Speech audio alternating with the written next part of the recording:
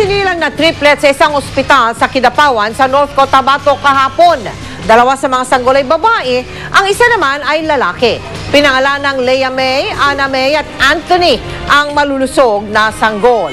Bagamat abot-abot ang tuwa ng ina ng tatlong ng triplets na si Clarissa Lumbok, nangangamba rin siya para sa kinabukasan ng mga anak dahil sa kakulangan sa pera.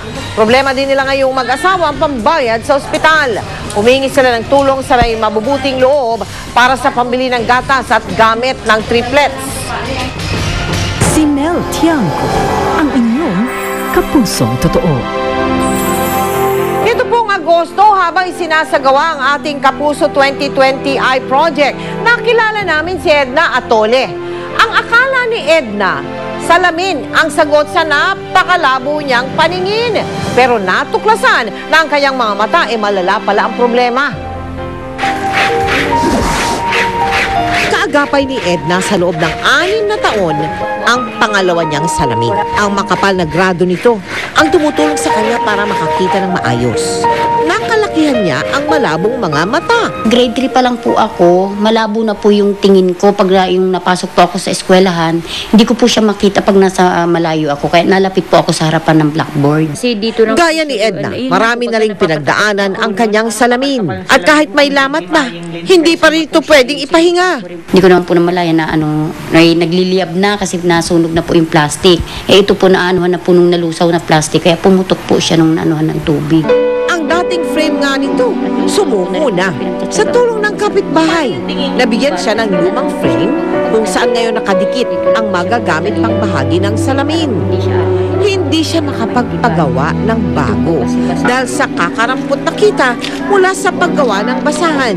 150 pesos ang naiuwi niya kapag siya'y nakatapos ng 8 basahan.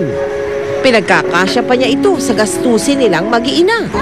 Kaya tila tugon sa matagal niyang dasal ang muling pagkakaroon ng Kapuso 2020 I Project.